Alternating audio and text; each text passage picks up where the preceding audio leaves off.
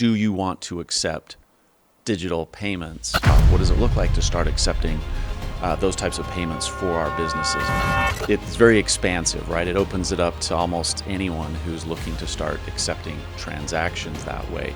The tokenization, so RWA, real world asset tokenization, is another really interesting one. And Bryan, some of the most interesting use cases for me are happening outside of the country, in third world countries, and it's having significant impact on those societies in really positive ways.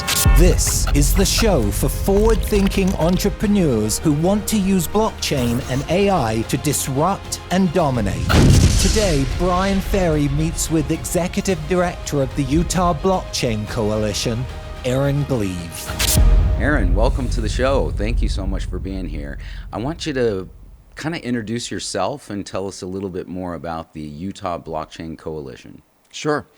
So the coalition's been around for a few years, since 2021, and was founded by a couple of local individuals who are very much involved in the community here, politics, the Gardners, Tobin and Amelia Gardner. Amelia is still our current Utah County Commissioner. And they have a passion for blockchain, for this technology, helping to push education and the adoption of this technology on a big level. So recently I became involved. Well, I became involved probably last summer, informally. Okay. And I was good friends with the Gardners, and that's how it all started. But with the current administration, some of the changes that are happening that are favorable to this industry, right. We think it's a really good time to try and take this organization to the next level in terms of impact and reach. Our mission is to educate and increase awareness, but also drive adoption of the technology. And so we think there's a lot that we can do this year now under these conditions. And, they brought me on as the executive director to really drive that forward. So excited. Awesome. Yeah. That's awesome. Mm-hmm. So tell me about some of the initiatives. Like, are you doing educational events? How do you execute? Sure. So there's, I tell myself, man, there's 1,000 squirrels I could chase every day, right? Mm-hmm. So you do have to boil it down and focus on priorities. And a big piece of that is getting our organization solid and buttoned up to where we need it to be, right? So as a 501c3, you may not know, but as a nonprofit, you do have to secure funding and create those strong strategic partnerships that allow us to then go forth and fulfill our mission. So that's a big piece of it, is securing our organization and creating that foundation where we can go and complete our mission. But then from there, yes, I mean, we just had a couple of events. I guess it wasn't last week, it was the week before during Utah Tech Week. You probably were involved with that a little bit. So we had two big events. One was early morning on Wednesday the 29th, and we were up at the state capitol, and we did a legislative breakfast partnering with Coinbase.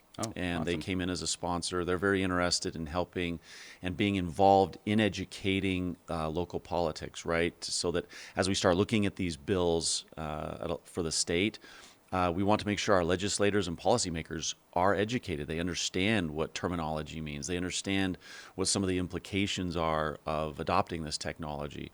And so we did a great breakfast, and we had at least 30 different representatives from governor's office, auditor's office, treasurer's office. We had the state CIO, so we had a great turnout there. And then later that night, we did an event with SUI. I don't know if you're familiar with SUI Foundation. They're one of the exciting up-and-coming Layer 1 projects that's out there. And so they're also testing the waters locally. And we love to be there for these projects that are making an impact and just facilitate them getting out in our community here and exploring what the possibilities are. So we did a great event on Wednesday night as well with them. So we were busy. We've had a busy kickoff in January. And currently now our focus is turned towards the legislative session here in Utah, which is very much focused. I don't know if you follow that, but not enough. Yeah. So probably the biggest bill that's up right now is HB 230. And it just went through the House last week and passed. So this positions Utah in a very interesting place, because I think we're the first state in the country where a Bitcoin or a digital asset strategic reserve bill has passed the House. And now it's going to go to the Senate right? So in terms of legislative progress, Utah is very much at the forefront. And I think a lot of people and states in the nation don't know this. Utah tends to be pretty quiet about the things that we do a lot of the time. And so this is an exciting development. We're actually looking at a digital asset reserve bill that would empower the state to invest in digital assets up to, and there's some stipulations in there, up to 10% of the rainy day fund. And it's optional, so it's not a requirement. So those are some key pieces of the bill that we want the legislators to understand, because I think it is scary as policymakers start venturing into this new territory. What does it mean? Is really the right time to do this? And so I actually think the current structure of the bill is pretty well done as an entry point for our state. So anyway, yeah. Politics in Utah.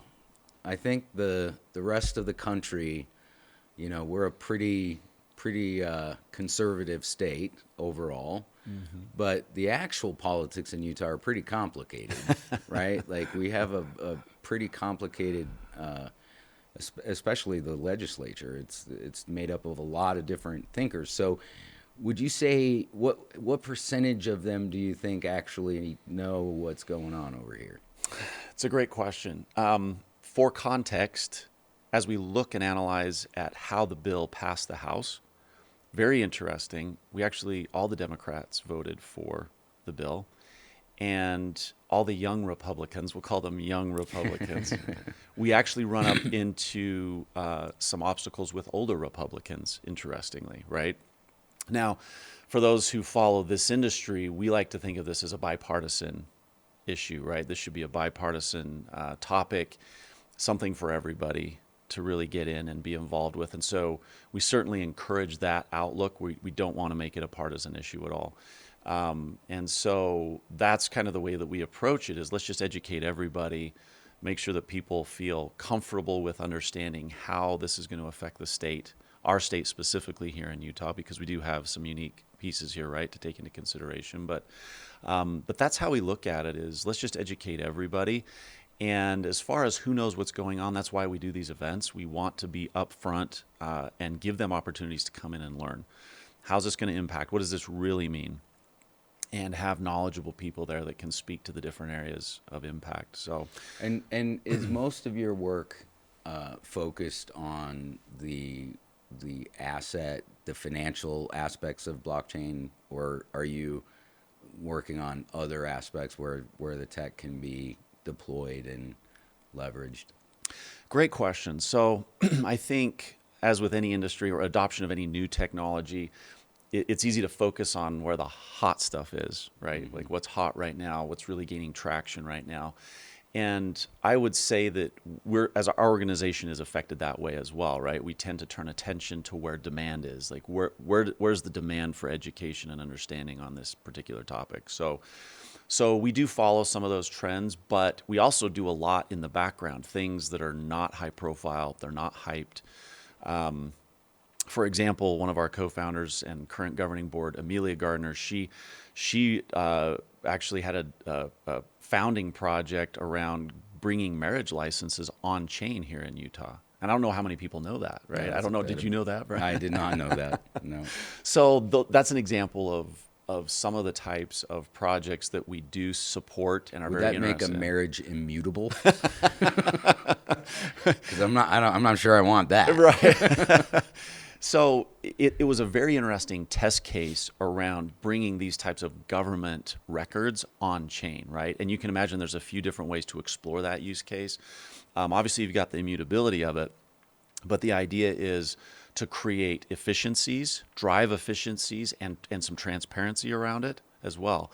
And there's just and since then we've found so many use cases. I mean, basically pick a government license where, wow, if this was on chain, does it cut 3 hours out of your day standing in line, trying to print off another document, then running it over to another? I actually have to do that this afternoon. I have to drive to Salt Lake to change my LLC documents. Like, it's so inefficient. And exactly. So there's another one, LLCs, right? Another example of, wow, if we could bring this stuff on chain and you could interact with it on your phone. Yeah. I mean, like, just prove your identity and then boom, it's done. So much better. So we do things like that just have to be behind the scenes, but they're proving out use cases for the technology and just proving out the efficiency that it would drive.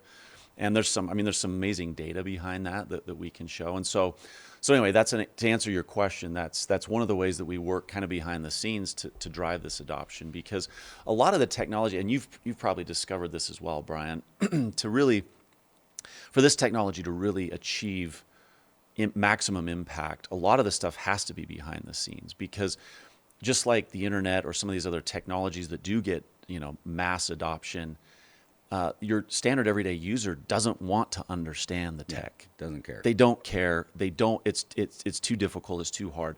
So the tech has to be adopted and evolve behind the scenes in a way that your everyday person they hold up their phone one day and it's like, oh, I can do this now. This is amazing. Right. I love this, but they may not even know that the tech's driving it. And they won't care. Yep, and they won't care. I've actually argued. I've been to all the big, blockchain conferences, and I feel I've stopped going to them, because you go there and basically everybody's arguing about what protocol to use on the. It's like nobody cares about that. Like, people want to know, what is this going to do in my life? In fact, I've said the early guys that were developing the early chains made some big mistakes by making up new words that nobody knows what they do, and functions that nobody knows how they work. And I'd be interested to hear, because I am an advocate for blockchain, but I'm more an advocate for the decentralized nature of it, right? And the permissionless side of it.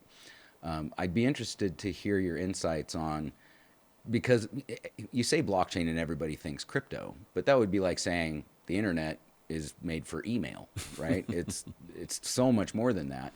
But I'd be interested to hear your perspective on where is the crypto side of it going to end up. Of course, if we all knew, we would take advantage of that. But I'd be interested to see what you think about where the digital sort of asset side of it is going to go, in terms of regulation, in terms of use case and utility. Where do you see that going? Yeah, so obviously we've been in desperate need of regulation in this country to be able to find a path forward, right? And I think one of the problems with the industry, and I was just talking with some colleagues about this last week as we were kind of analyzing and assessing where we've been versus where we are, where we're going. One of the problems with the industry is the reputation that it gained over a lot of those early years, where, first of all, it was all about the tech, and it was all about the people that could understand the tech. And that limited the adoption to a very small percentage of the population. You've got people that are cool with really complicated seed phrases and secret keys, and they can handle all that. And those people love it because they're like, I've got something that no one else can do. But that was exactly one of the biggest obstacles to the adoption of this, because your everyday person, that's scary. All that is a wall of fear, and it's illegitimacy, and it's a seedbed for ideas like, well, this is just used for money laundering and illegitimate purposes. Do you know what the number one currency for money laundering is in the world? Do you know what it is? Is it U.S. dollar? The U.S. dollar. So by a lot. So there's a lot of misperceptions that spring up. And so I would say, Bryan, just at a high level, where we're at right now is we're still trying to get past some of those early misconceptions of the technology, especially related to crypto, right? And kind of the dark basements, these people that, there's that perception. And it's happening. It's definitely happening, especially with institutional adoption, which you probably follow that as well, right?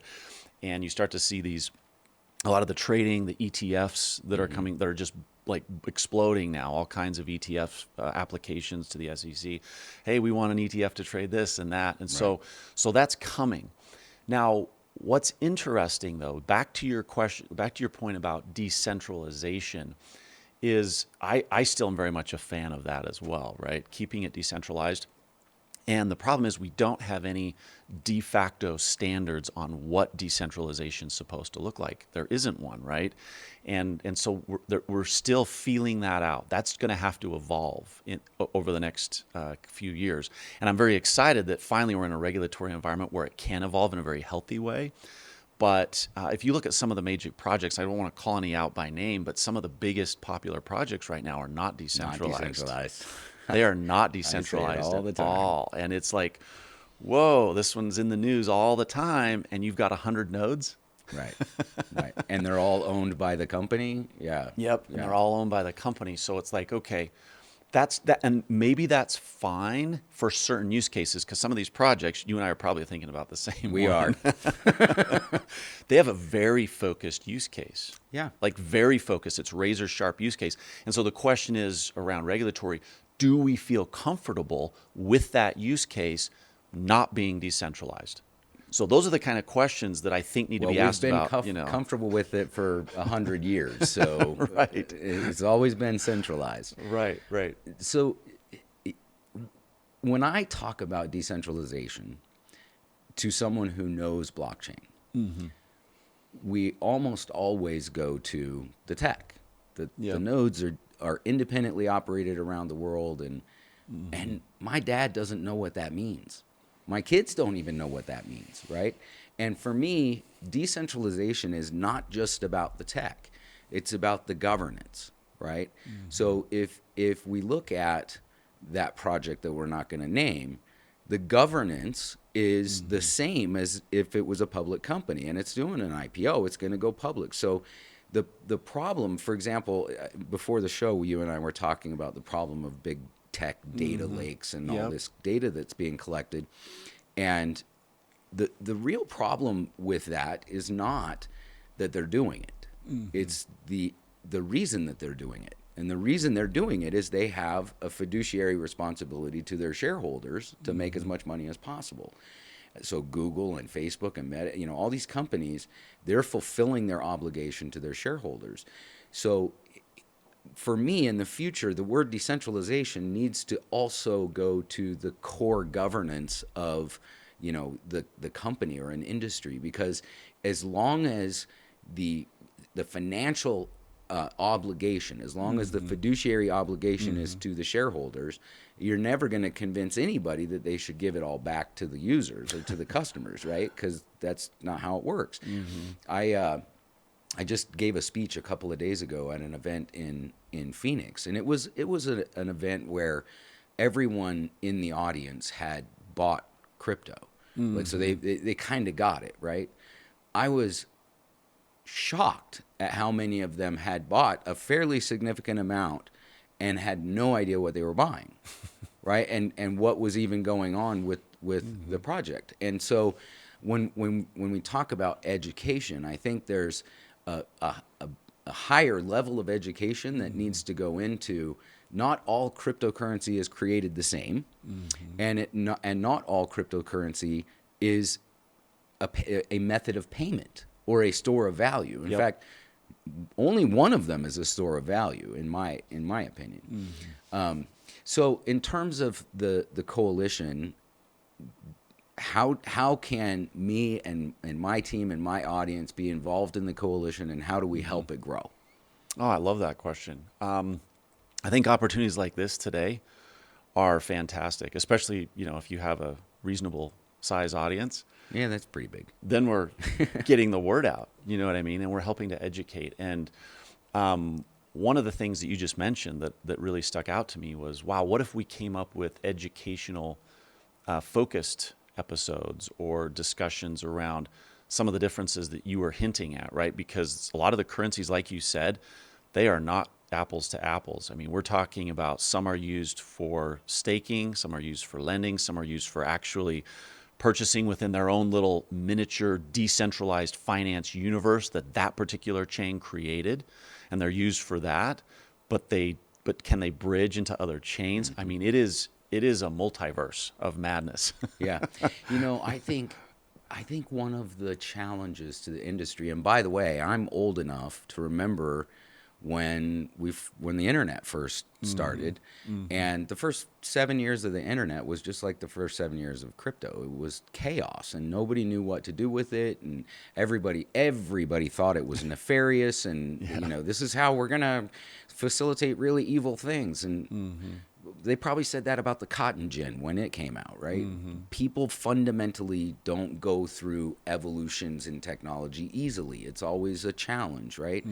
But I think one of the biggest mistakes that the industry made early on was calling it currency, right? It's some of them are currencies, and some of them are store of value assets, just like gold, right? Yep. But I think in my vision of the future, I think what'll fundamentally shift over time is what we think money is. Like most of us, when we think of money, Yep. it's like the only way to get anything done, right? I think that's what's going to change is this. I kind of see it like an evolution back into more of a barter type system where we don't think of money as just an exchange of value. We think of it in a different way. So I kind of cut you off. How can we help the coalition grow besides just having you on the show?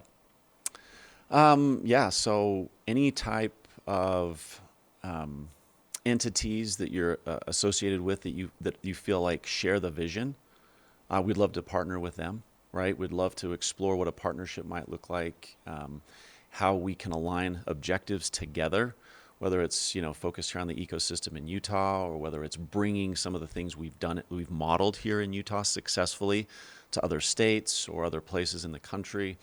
I have somewhat large ambitions for the organization someday. Like I think there's a global reach that I would love to build bridges to. We've already started some of those conversations, but we've got to walk before we run. So, but I think we can do more here. I think in Utah, we're living well below our potential with the tech foundation and the banking and finance foundation that we have here. I think we're living well below our potential relative to Web3 and blockchain. And there's a lot more we could do to innovate and be a leader. And so I think we'd love to be a part of that. So any association that's interested in that vision, I would love to have a conversation with. So, That's great. This episode is sponsored in part by Parler, the social media platform built to champion free speech. Parler, real people, unfiltered voices, true freedom. Download it today from the App Store. So I want to take us down a slightly different path now. I have argued for the past 4 or 5 years that blockchain is going to impact every industry in the world, every government in the world, and it will fundamentally change the way the world works. Now, when a guy in Pleasant Grove, Utah says that, probably doesn't mean anything. But I see a vision where some of the world's worst problems, our biggest challenges, can be solved through transparency and a permissionless system and the immutable nature of the blockchain. In your opinion, what kinds of businesses do you think are going to go through this evolution first? Which ones are going to move to the blockchain quicker? Industries, companies, what do you think? Yeah, that is such an interesting question, and I think we look at it regularly, right? With me and my colleagues, we're constantly looking at that and wondering, okay. And I think what we discovered, there's probably a few that are just kind of have been waiting for the regulatory environment to change here in the country before they jump in. They've just been kind of waiting for that, and I think banking and finance is certainly at the forefront. For sure. I mean, they've been building out private chains and going all in. I mean, all the big names are in. They're in already. I mean, they weren't going to get behind on this, right? And I don't know if most people know to the extent that they've been in on this, adopting this technology, right? Yeah. So banking and finance, they're already ahead because there's no way they're going to be behind on this. And then so with that infrastructure having been built, it's being built, I think that will pave the way for a lot of different businesses to then start accepting payments. So I think payments is ripe for that. You've already got some entities that have been pioneering that, right? Like starting to accept payments with stable coins. Stable coins seems to be a safer entry point for some of these. So they say. But you start to see some of that, right? Some of that test case with, PayPal or Venmo that they're starting to put their foot in the water, start to accept payments. And I think that, could open it up to almost like a business agnostic use case, right? Where it's like, okay, we accept payments. Now it's just a question of, do you want to accept digital payments, stablecoin type payments? Do you want to start doing that? And I've had a conversation with Coinbase recently, last couple of weeks, as we were looking at, well, how's this going to evolve? How do you guys see it evolving? And we've talked about, well, we need to start structuring some events, some town hall type events, where we invite local business leaders to come and see, well, what does it look like? What is it? Maybe a workshop? What does it look like to start accepting those types of payments for our businesses?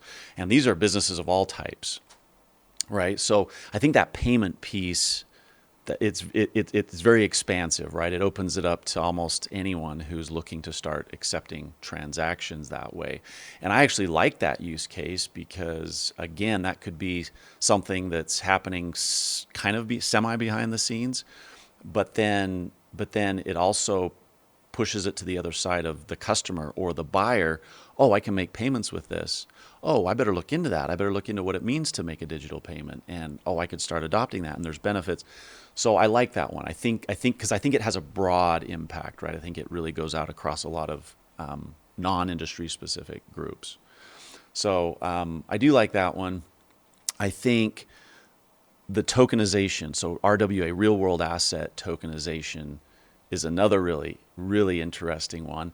But again, that one's starting to pop up all over. You probably follow that, right? Oh, Like yeah. You're starting to see use cases all over. I mean, we see them in real estate, and we see them and Bryan, some of the most interesting use cases for me are happening outside of the country, in third world countries.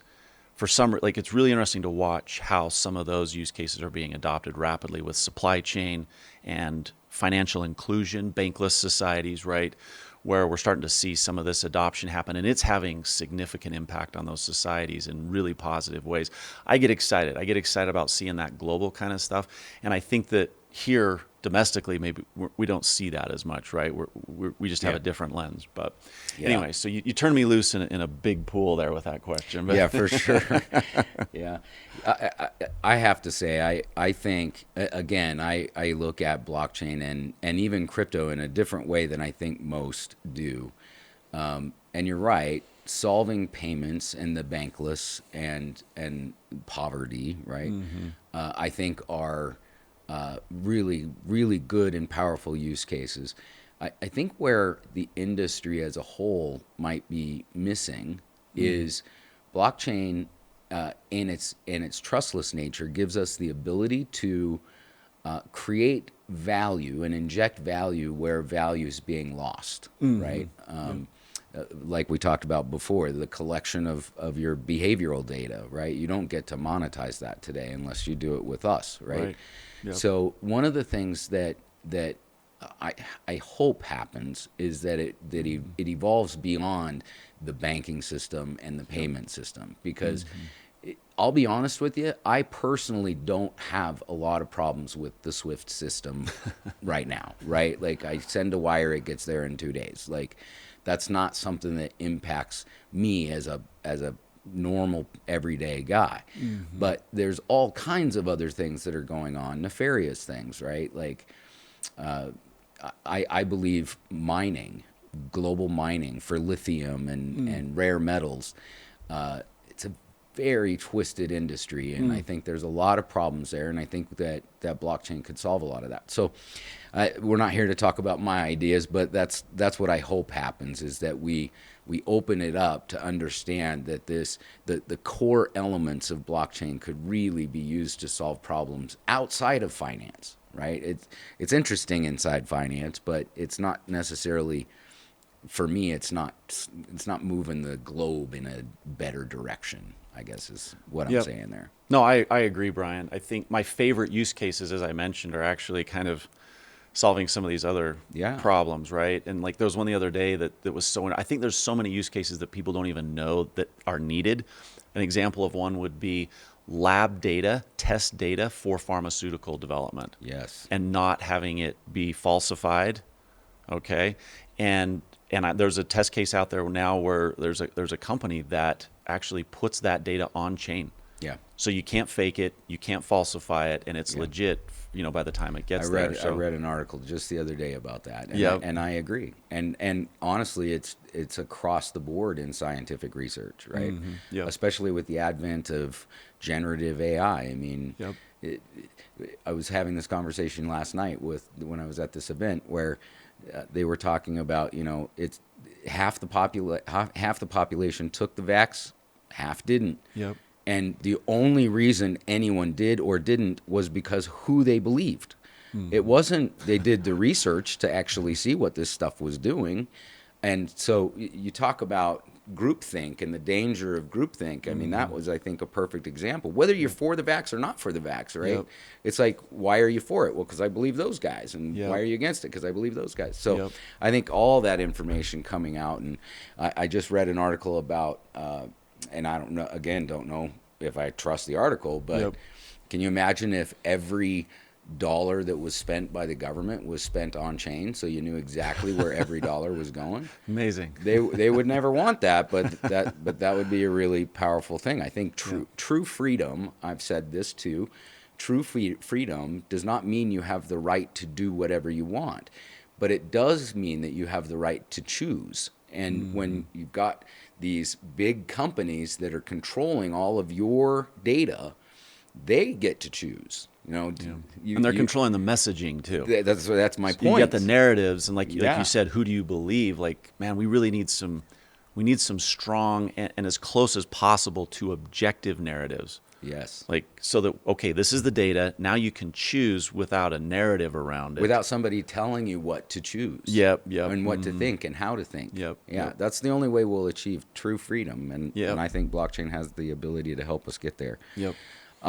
So when you were, prior to becoming involved in the coalition, how did you educate yourself about blockchain? How did you get involved in blockchain at all? Yeah.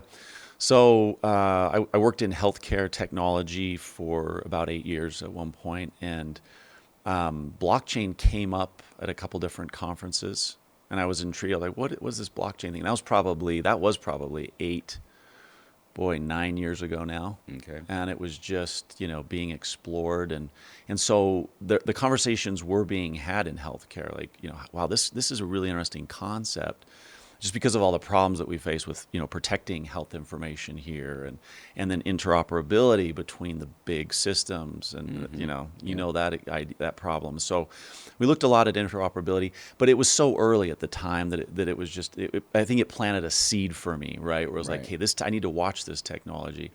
So just kind of watched it from a distance for a few years, and then probably 2020, 2021, I really started, okay, this has come a ways now. It's developed. There's more to look at. There's more of interest here. And so I dug in, and it became a passion, kind of a hobby project. Gotcha. Like, okay, this is really interesting. And for my career, I was in technology for 18 years before. And so I was always interested in tech and the latest tech and the tech that's going to change the world. And I think in 2021, that was my moment of, this technology is going to change the world. Like, this is it. This is the one. Web3, okay, this is interesting. I better pay attention. So I paid attention on a personal level and really dug in and started going deep on research, data, just, personally. It wasn't attached to a job or anything. Gotcha. But that's what pulled me in and really started the bug. Okay, so now I'm going to address the elephant in the room. Okay. Do you buy crypto? So I do own a portfolio of cryptocurrencies. I know we debate over whether to call them currencies or not. But I do have, I would call them, I guess, digital assets. And the way I approached it personally from the beginning was, I was very suspicious of hype. Mm-hmm. So anything that was frothy and hyped, I was extremely suspicious of those projects.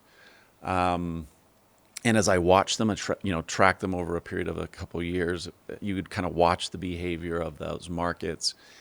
And I was averse to buying into projects that were like that. I felt like many of them departed from some of the core values of what I really felt was at the heart of this technology, and it About felt 98% of them.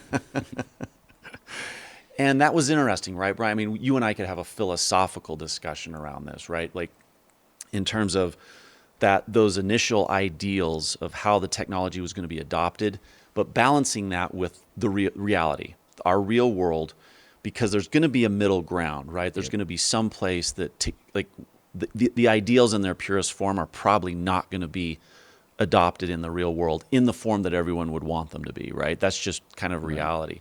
But is there a middle ground that we preserve a lot of those really essential ideals, or at least a form of them, and then we still get the adoption as well? And so I think that's the overlying philosophical journey that I take as I look at all these different projects. And so the ones in my portfolio are projects that I believe adhere to that. And I watch the behavior of the foundation, of the governance, watch of what they're actually doing, but then I also watch impact, real world impact, global impact, where, like, how are they expanding? How are they doing on that decentralized chart? Right. There's a couple of my projects that are actually doing some really exciting things as they move up the chart on decentralization. They're actually, focused on that. So, I'd probably look at it with a very different lens than your standard, crypto user, and I definitely don't look at it through the crypto bro lens. So what if I always ask? So how do you think the next 5 years evolves? What's the future look like in the next 5 years? Sure.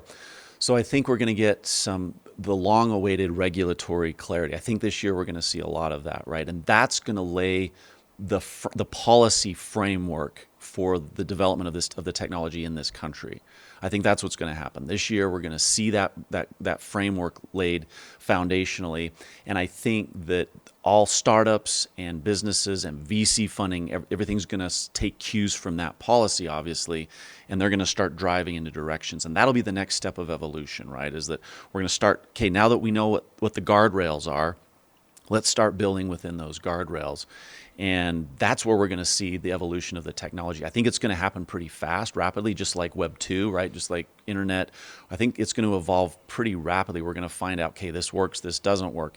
There's a lot to be done. And like you mentioned earlier on, the disparity between all the different chains and like arguing over which chain is better and who should do this and whatnot.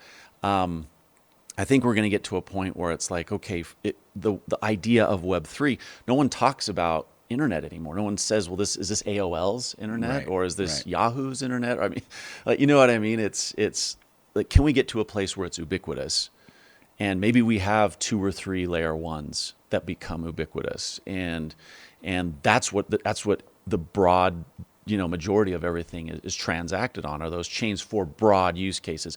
I think you'll always have kind of niche chains, right? That are, okay, this is just for global payments, or this works really well for real world tokenization, and we do it specifically for real estate.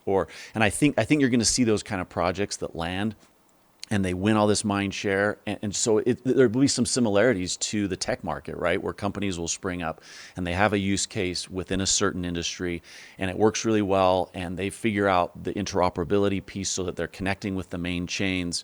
I think they're going to do that.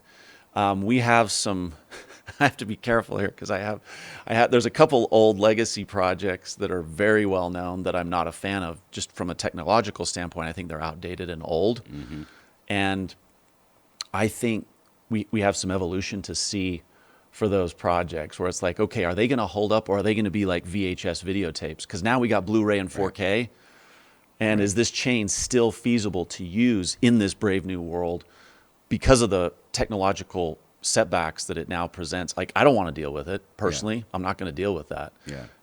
So I want the Blu-ray, I want the 4K. That's what I want to transact on. I don't want to deal with this legacy chain just because everyone loves their Walkman or their VHS tapes. You know what I mean? Right.